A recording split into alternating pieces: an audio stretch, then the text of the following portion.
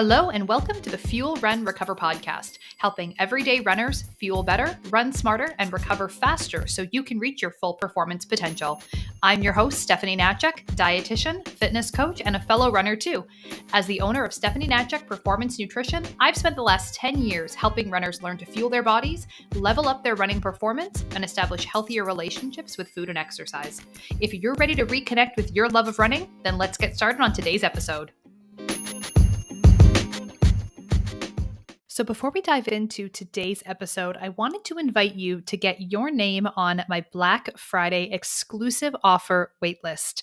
The details of what I have in store coming up for you this Black Friday are still top secret, but you are never going to know what the deals are if you don't sign up and get your name on this list. These special offers are going to be going out to the waitlist only. You're not going to find them on my social media channels. You're not going to find them on my website or anywhere else for that matter. So be sure to head over to the show notes for this episode. You're going to click on the Black Friday waitlist link, add your name and your email address to the list so that you don't miss out. All right, let's get started with today's episode. All right. So, hello and welcome back, everybody, to another episode of the Fuel, Run, Recover podcast. I am very excited today to be joined by another one of the Fuel, Train, Recover program graduates, Julie Simpson. Julie is here to share her story of figuring out her fueling, getting her nutrition on track. At the time of recording, she is currently preparing for her very first Ironman triathlon, and that is only a few weeks away. Half Ironman. That is only a few weeks away at this point. By the time you're listening to this recording, she will have completed it and conquered it, and hopefully we'll have a little update for you to share after her big event. So thank you so much, Julie, for joining me today to talk more about your nutrition. Thank you for having me. All right. So to kind of kick us off, I know that everybody wants to get to know you and your story a little bit better. So can you start by just sharing a bit more about yourself and, how you kind of got into running and how you got into triathlons? Yeah, it was all kind of by accident. It usually is. Yeah. I've never really considered myself an athletic person. I did rhythmic gymnastics when I was younger, and then I kind of gave it up.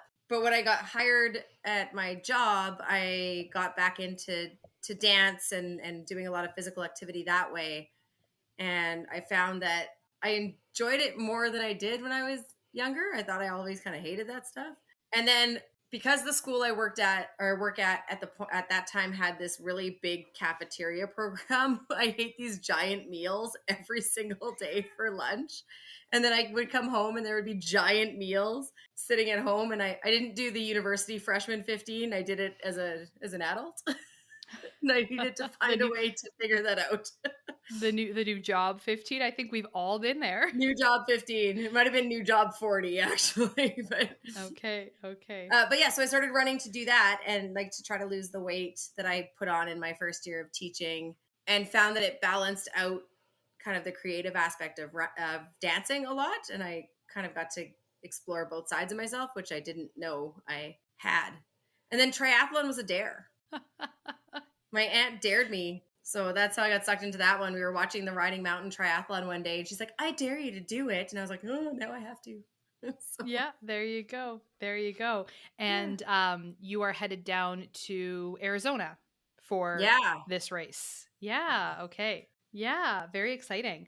So tell us a little bit more about the previous races and race experience, because you've got a lot of races under your belt. I mean, this is your first, half Ironman, kind of first like big triathlon, but you do a ton of running events and stuff like that. So do you have any favorite races, and why have they been your favorites? Triathlon, that's an easy answer. The Riding Mountain Triathlon is my favorite because I have a family history up there. My great grandfather started one of the first businesses. I got married up there. I worked up there. I've got a lot of connection to that place. So it's my favorite kind of by default. But it's also just really pretty and really fun to have all the cottage owners out cheering you on. And I usually try to steal somebody's coffee at some point in the run.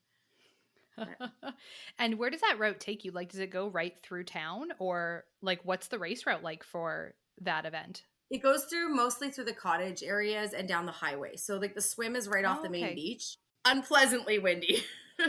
Oh no, always the weather, hey? Like there's always something, always Yeah, something. can't control the weather. What are you gonna Yep, do? exactly. And so at what point, I guess, one of the other questions I have is when did you start running? You mentioned your first year of teaching, getting sort of into running as a sport and Mhm. and kind of seeing this other side of yourself. And how many years have you been a runner for? Probably 17 or 18 years of running, which Okay. is And wild to me so because I still think of myself as a kind of a beginner runner, but I've been doing this since I'm old, so I've been doing this for like almost 20 years. yeah, yeah. But I think that that brings up a really, really good point that, your years of experience doesn't always correlate with your, I'll say, sort of expertise on all things running, and I want to kind of bring that back to the conversation specifically around fueling and nutrition and starting to take a little bit of that more seriously because, I work with plenty of clients who have decades of experience as runners, but that doesn't necessarily mean that we're doing everything correctly or that we're fueling for these kind of bigger, kind of like scarier sort of goals that we start to sign up for and start to put ourselves through. Yeah, So, no, at I did what everything point, wrong. as I think we all have, I think we all have. So, what was kind of the turning point for you? Like, what was the moment when you decided that you were like, you know what, I really need to work with somebody on my nutrition. It's time for me to kind of figure this out because I know that I'm not getting where I want to be on my own.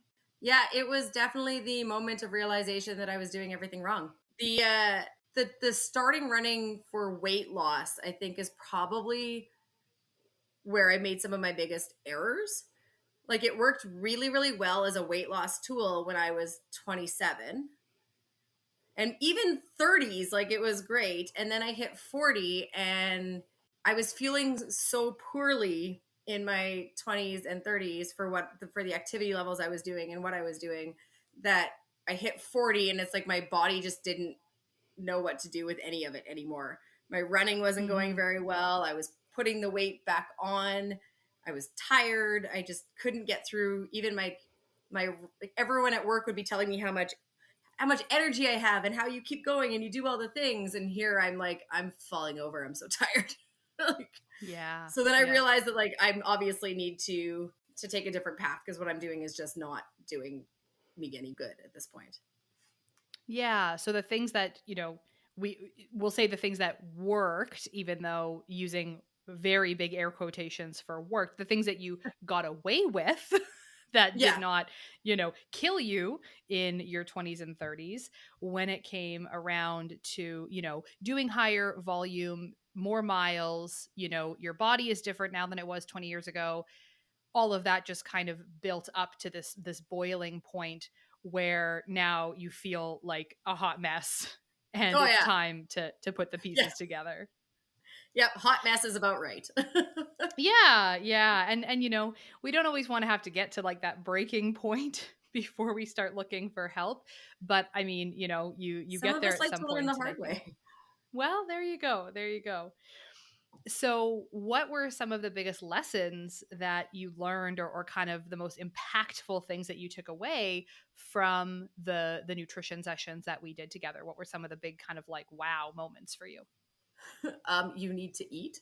Like, that was a Okay, huge one. everyone, please pull out your pen and paper and Yeah, write that down. you need to eat. Taking Like notes. I Yeah, think number one, you need it's to eat. interesting coming from a background in dance and performance where you spend all day in front of a mirror. Like I have all day standing in front of a mirror, seeing every single thing about my body that I like or don't like, and then trying to correlate that with um, what I want it to do. And Mm-hmm. then, this like under fueling and having it all kind of like not fitting together in the right way. And then working with you and having you be like, you need to actually consume way more than you think you need to consume. And that was, I think, like the first big lesson for me was like, no, you can't actually survive on these tiny little caloric intakes throughout the day because you'll just fall over. Yeah, yeah. And especially as someone who trains, in your case, someone who trains a little bit later in the day, and you're on your feet, you have an active job and stuff like that, like to try to go all day eating these like teeny, like the smallest amount of food you can possibly muster, you get to the end of that day and like where are you supposed to have the fuel and the energy and the motivation to get out the door and go for this, like, 10K 15K run? Yeah. And I could do it. I could get out the door and go for the 10 or 15K run, and it might even feel okay, but I wouldn't be able to get up the next day. I would just be wrecked. Hmm. I would be so tired, and my alarm would go off, and I'd be hitting snooze all the time and like try to muster the energy to get back into it. I just didn't have anything left to do it. Yeah, 100%. And, we're looking not just necessarily at like the calories and the underfueling at that point, but also what a lot of people don't think about with their nutrition is the micronutrients, right? Like if you're eating such a low amount of calories, you're probably not getting enough B vitamins, you're probably not getting enough vitamin C, where are your omegas? And it's even about all of those things that give us energy and keep our bodies and minds healthy and functioning, that if our calories are half of what they should be for our activity level, which I don't think was a crazy estimate, Nope. in your case, Pretty accurate. then this is, some of the other problems that we can be running into. So, number one, you said was you have to eat more. Yeah. And what were any of the other lessons or kind of big impactful things that you took away from your time in the Fuel Train Recover program? Oh God, so many things. It's been really interesting actually to do that program and really focus on like the balance of making sure I have enough carbs and making sure that I have enough protein and trying to find, where's that balance between those three things. And watching like I think I'm watching some of my friends and the diets they go on and the food choices they make and the bragging about their keto and their low carb and their this and their that. And I'm like, but I just spent months learning how important all of those pieces are for what I'm trying to do. And just really Yep. appreciating the fact that it's like how valuable all of those little components are. And also Yeah, that you can be absolutely. totally reasonable. Like that was the other thing that I really loved. I think it's one of the best things Mm. about working with you was that it was like I worked with other people in various capacities before, and I could never do what they wanted me to do. It Okay. wasn't What do you mean? sustainable, it wasn't manageable, it was so I mean, I thought I was restrictive and they were more restrictive. Okay. And then Okay. you came along and I was like, "Oh, I can eat the things. This is fun." Yeah, yeah. And especially like you being someone who really enjoys cooking, like Mhm. you're a real foodie. And I love seeing the meals that you post on Instagram and all like the beautiful stuff that you create. And, you're someone who really loves spending time in the kitchen. And I think for a lot of people who do feel that way, enjoy food, enjoy eating food, enjoy finding recipes and making new things, that restriction and deprivation is that much harder because you're now also taking away a hobby or like a source of creativity Mhm. and fun, like you said. So it Yeah. needs to be that you have the education and the knowledge of like, okay, how do I properly fuel my body for the training that I'm trying to do? But then also, how do I like mix that with the fact that I also want to be able to eat lots of different delicious things because that's just a way that I enjoy spending my time. Yeah. And it's been easier with the Field Train Recover program than with anything I've ever worked with before because it is so I don't know, it's almost so it's so logical. Like, right? Like it makes so much sense. Like all of these messages that we get in different aspects of our lives, what we should and shouldn't consume. And then as an athlete and an endurance athlete, to be like, oh, this actually is just a lot more logical than than I've been doing. And like, so then there is that freedom to go and like enjoy the food. And yeah, I can make a nicer meal. And Yeah, 100%. And I think that, for a lot of the athletes that I work with, and interact with, there is, exactly like you said, this almost logical component to getting the appropriate nutrition advice as an endurance athlete. For some people it is that they notice a difference in their performance and their energy levels and their training. Like for some people it is that they see like the physical manifestations of a better fueling strategy really quickly, and then you get that buy-in and that, sort of, I'll say, convincing that, oh yeah, okay, I am on the right track here. But I think also deep down, a lot of us know that some of the messaging we're getting out there doesn't seem right, doesn't seem to fit. There's a reason it's not working. There's a reason it's not sustainable. So when you're sort of shown this other path that is like, oh wait, you can have, moderation, you can have flexibility, you can go out to eat, you can have a meal out, and it doesn't have to like ruin the entire diet that you're doing. It just sort of fits in that way, and then that's incredibly freeing. yeah, I will say, for anybody listening to this, it doesn't always make it easy to implement, because there's always like bumps and challenges along the way and second guessing, and there's always times when we can kind of get off track even with the most flexible eating pattern. But a lot of it does come down to that intuitiveness that we can find with this approach. we had that conversation when I was living at the lake all summer, and I had met with you and kind of done a revamped approach. And then like that night, everybody was going out for wings and beer. And I was like, oh, like really? I remember. The timing was terrible. But I mean, wings and beer happen. You just need to not do wings and beer every night. Yes, exactly. Write that down. That's then put that on your number 2. Wings and beer can happen, but not every night. And wings and beer happen. Yeah. Okay. So those are all some really, really good takeaways and lessons. Like I love all of those. And, I love that you were able to sort of find what you were looking for in terms of a strategy that kind of fit in with what you needed and fit in with your lifestyle. So in terms of the outcomes that you saw and some of the things that kind of happened along the way, what results were you most excited about? Like what were the things that you noticed or able to achieve with your training? What kind of happened when you started to implement some of these lessons? I think the most obvious one is a comparison in long bike rides that I did.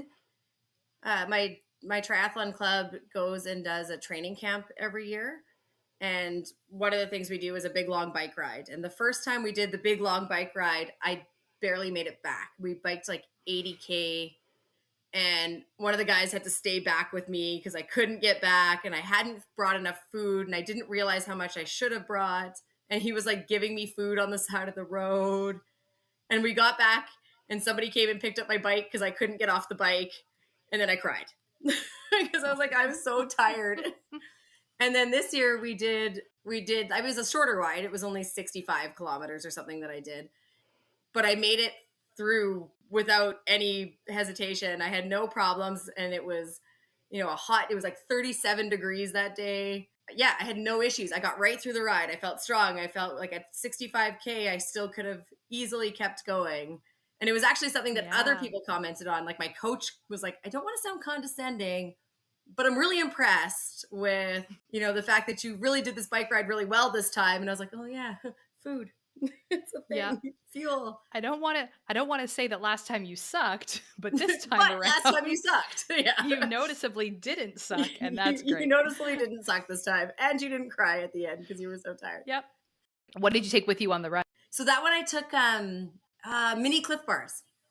Oh yeah. Yeah. That's been really, I found like for my bike rides, those have been really, really great. I just throw a few of those in my bike bag, and then I mix it with I also have like my fuel mix in my water bottle. Mm-hmm. And sometimes I'll have a couple of extra gels with me just in case too on a long bike ride. But I usually find that that balance with the fuel in the water bottle and then the Cliff Bars, that I'm usually pretty good. Yeah. It took me about half of this summer to figure that out, though, exactly what the right timing was. But now I notice if I don't fuel on the right schedule. And I think I have finally figured out in the last week or so what that interval is for me. Yeah, yeah. And I think that that's a really great point as well, is that you're probably not going to nail it the first time you try something. You know, people often try something new and it doesn't maybe go perfectly, or it doesn't give them like a complete performance 180. And maybe they come back and feel a little bit discouraged that they didn't, you know, blow their PR out of the water, or, you know, run twice as fast or feel twice as strong just from incorporating, you know, a fueling strategy. It does take time to figure out what exactly is going to work, and also to nail down things like the right product, the right Mhm. timing, the right amounts. And it also, you know, zooming out to the bigger picture of your overall fueling strategy, because you can bring along some hydration mix and some mini Cliff Bars, but if you have been under fueling all around that 65-kilometer bike ride, you know, you'll maybe do a little bit better, but you're going to perform, you know, much more effectively if the overall strategy has just been fine-tuned and put into place. Yeah. Well, and I'm certainly not PRing anything right now. I'm still, coming back from injuries and things like that. But it's been really kind of exciting now that I've actually been nailing down the timing. Like, it took me a really long time. So I get why people get frustrated and kind of like, this isn't working. But now that I think I have figured it out, like, it's really exciting to figure out what that strategy is, because I'm like, oh, now I know that this is gonna sustain me through, and I'm not going to bonk halfway through the run or halfway through the bike ride. And I screwed it up on the Absolutely. weekend, and I didn't stick to my fueling strategy, and it backfired. And I was like, oh yeah, no, that 30 minutes, that's the marker. There's your confirmation. Yeah, I skipped my last gel on my half marathon run on the weekend Okay. because I was like, I feel fine. I'm almost back. I don't need this. And Classic. then boom, there it is, Classic. hit the wall. And I was like, well, lesson learned. 30 minutes. Yep. That's my tap out point. Yep. Classic. Classic. Yeah. I feel fine. Famous last words Famous last words. of I feel runners. fine. I Yeah, don't need to of feel. athletes who are about to hit the wall, right? I feel Yeah. fine. Feel Yep. fine. No, you don't. Take the gel. And yes, yes, right? Because, you know, when we get to the point where we do feel bad, we do feel hungry, we do feel thirsty, we do feel exhausted, like that ship has sailed. Like, you are past the point of, you know, sometimes being able to climb back out of that hole that you're now in, when as you're running, you are already now seeing those symptoms of you know, low energy or dehydration or whatever. Now you basically have to come back like double to bring yourself out of that hole. That is very, very difficult to do. So having that plan of saying, okay, I am going to fuel and hydrate every 30 minutes, or I'm going to take fluids every 15 minutes and fuel every 30, whatever that, however we want to break it down for somebody. Lots of variations on how we can do that, but however we break it down needs to be on time, and it has to be like, I don't care how I feel in the moment, I need to take this in. Because in the race event, like in sort of on the day, there's so much adrenaline, there's so much excitement, there's crowding, there's other people around, you're trying to keep up and whatever, that yeah, it's really easy for that extra adrenaline to tell your brain, oh no, you're good, you don't need it, you're not hungry, you're not thirsty. But of course you're not, because that adrenaline is just at an all-time high. Yeah. Take the gel. Yeah. Take the fuel. Okay, write that down too. How many we got? Three? We had Three three. key Yeah. points? Yeah. Okay, Yeah. wonderful. So, what was the thing or things that you started doing differently, or that you learned, that were really the most surprising for you? Like, what was like totally unexpected in terms of, you know, what you do now versus what you maybe would have been doing, you know, a year and a half ago or 2 years ago? I honestly think it's how much I consume. Like, I think that's the most shocking thing. I think I joked with you in the middle of summer that I was starting to eat like a 200-pound dude. And you were like, you need to eat like a 200-pound dude. Yeah. And that was like, from somebody who was consuming, like, I think I was averaging between 800 and 1,000 calories a day. And then when I started working with you, it was like the regular food intervals and the regular schedule of like getting food in every 3 to 4 hours. And I was like, I can't eat that much. And you were like, yes, you can. And it turns out that You actually, can yes, and I you will. can eat that much. Yes. And honestly, for people who are listening that, are kind of maybe in the same situation, or, the story is really resonating, the increase in fueling has to come first.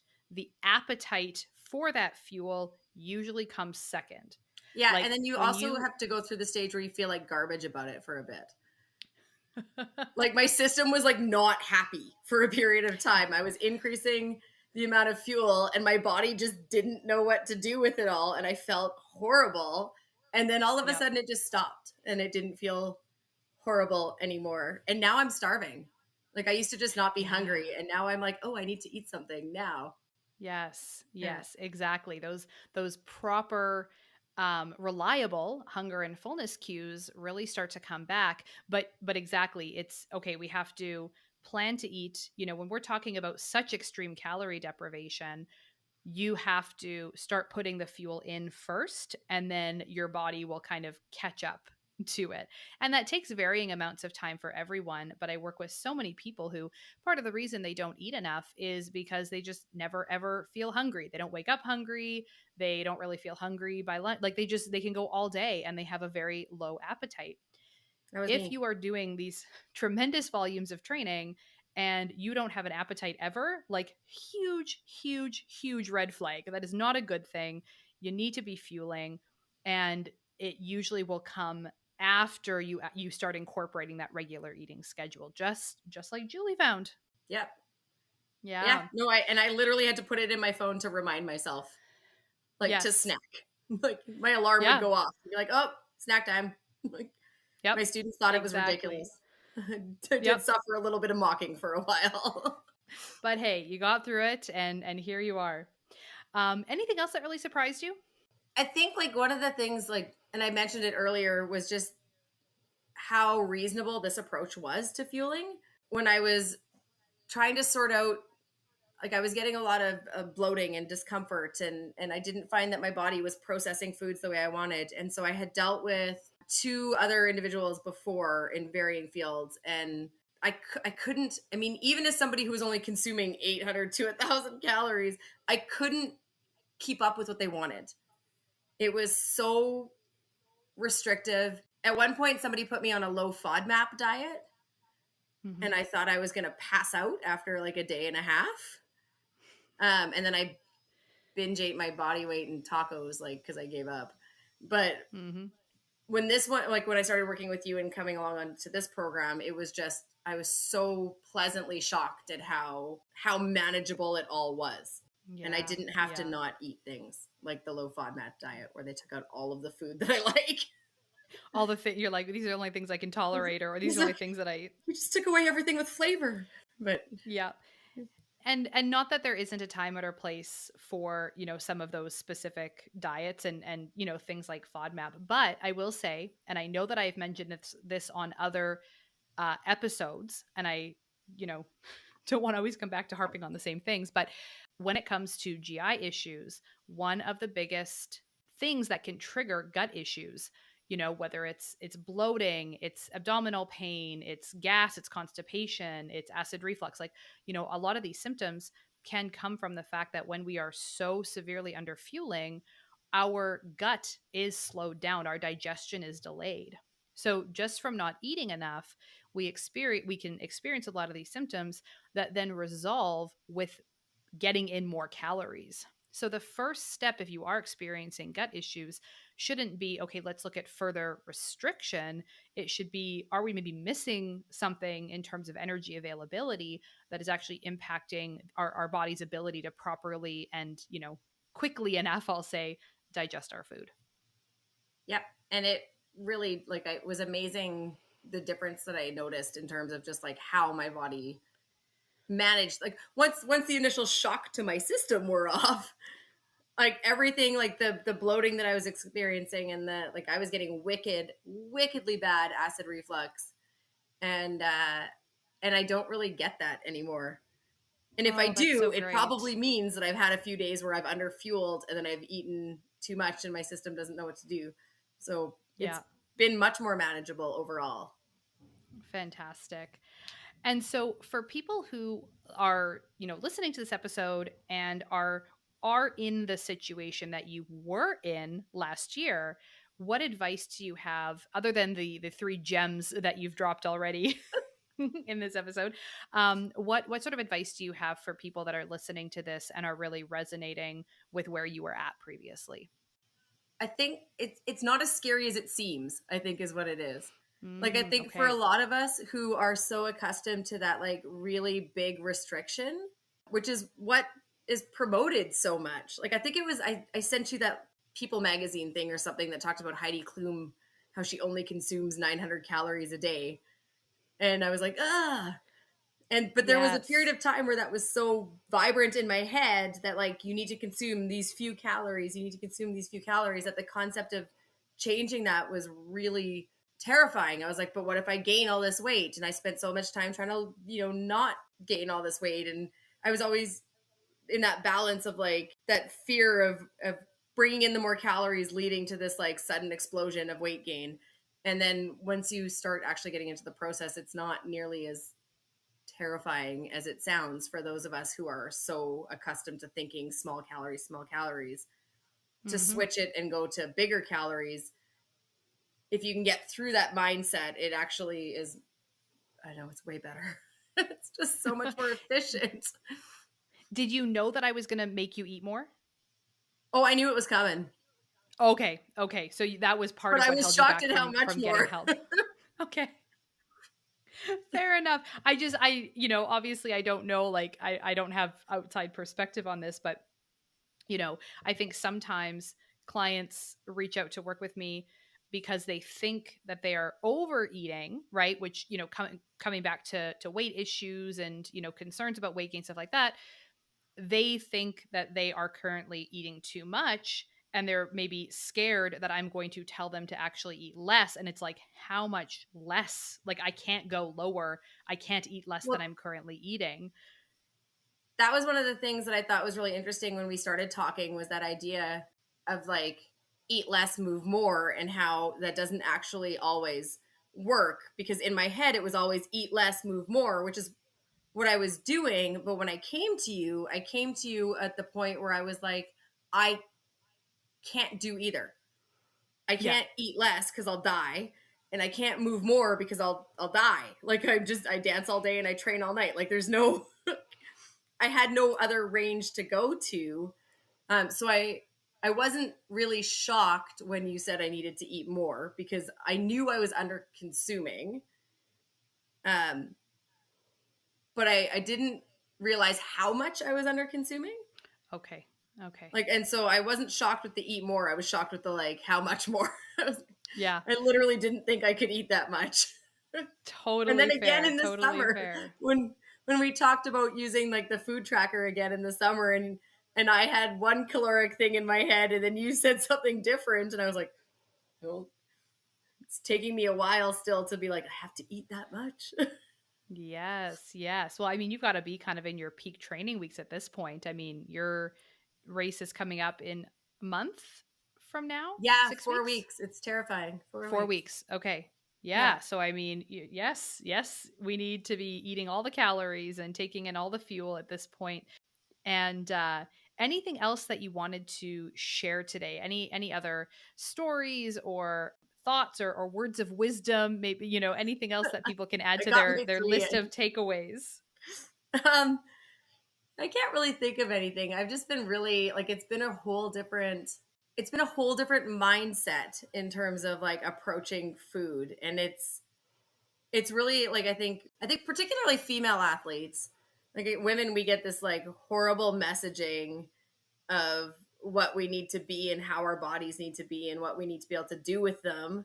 And then you combine that with someone like me who's in the dance world, which is equally as bad at that messaging, that it's just been like a really kind of refreshing experience to start to change that relationship with food, where, I would go all Monday to Friday. I had this very strict rules Monday to Friday. And then I could relax a little on the weekend, but Monday to Friday was super strict. And now I'm like, let's not so strict. And it's fueling for what I need to do instead of restricting for how I think I should look. And I mean, other than the summer when I overeat like crazy because I live at the lake and you do all the things wrong at the lake. But other than that, like there wasn't really a change in my weight. I didn't suddenly gain all of this weight. And I didn't suddenly blow up and become uncomfortable other than for about 2 weeks when my body was adjusting. And yeah, so like it's been nice to change that relationship with food and make it a much more comfortable relationship where I can indulge in my love of cooking and, coming up with fun and fancy meals without having to feel like I overconsumed my calories because I probably still was under. Yeah, yeah. That's wonderful. And I love that, like, your greatest fear, the thing that held you back and was so terrifying, like didn't happen. Yeah, no, The idea that, like, okay, if I start eating, I'm never going to stop. I'm going to be out of control. If I start eating, I'm going to gain so much weight that I'll never be able to get back to, the size or the person or the performance that I want. And, oftentimes that fear is very unfounded. And, the restriction that we're putting on ourselves and the fear of weight gain is what's keeping us stuck and stopping us from actually being able to perform and feel the way that we want to. And then a lot of people reach a point in this beautiful organic way, they reach a point where it stops being about the number on the scale, or it stops being about a certain size or a certain physique, because now you can actually find joy in the performance and joy in the activity. Where when you're putting yourself through all of these things, training for these races, doing these grueling workouts, and they don't feel good, and we're doing it to look a certain way or be a certain size, and it feels like punishment and torture to put yourself through, like you said, that 80-kilometer ride where you just totally ran out of gas and couldn't finish. When we're doing those things with the goal of being thinner, there's no love of sport in that. There's no joy in that. But when we start to actually feel good and feel strong, our mindset totally changes, and we can really find this different relationship with food and movement that just stops being so centered around the scale. it's more fun that way too.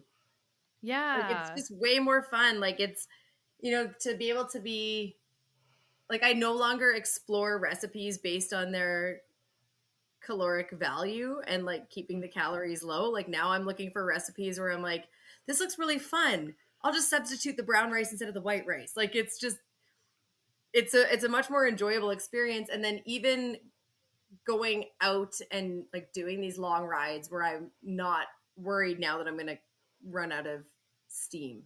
Like Mhm. it's more fun to be out on a ride with my club and my team and going for 60 or 70 kilometers when I know I'm going to get through than it is when I'm a little worried that I'm underfueled and I'm going to bonk, halfway through, get picked up Yeah, on not the knowing side of the what's going to road. happen. Yeah. Oh, that's so great. That's so great. Thank you so much, Julie, for being a guest on the Fuel Run Recover podcast and sharing your stories and your wisdom and your lessons. I think that your experience, is super common and will resonate and feel really relatable to so many people listening who, are under fueling. Maybe they know it, maybe they don't. All they know is that they don't feel good. Something's not adding up and going well. And I think hearing it from you is going to be tremendously helpful. So I really appreciate you taking the time to sit down with me for a chat today. And where can people connect with you and follow you and cheer you on as you get ready for your big race? Instagram's probably the easiest one. Drama Queen JS. A nod to my life as a drama teacher. But yeah, that's most of my Wonderful. training goes up there at some point. And when they have to pick me up off the side of the road in Arizona, that's where it'll be. The good, the bad, but they're not going to have to pick you up on the side of the road because you've got your fueling strategy Hopefully nailed not. down, and I can't wait to see how you do. Thank you so much, everyone, for tuning in today, and we will catch you in next week's episode.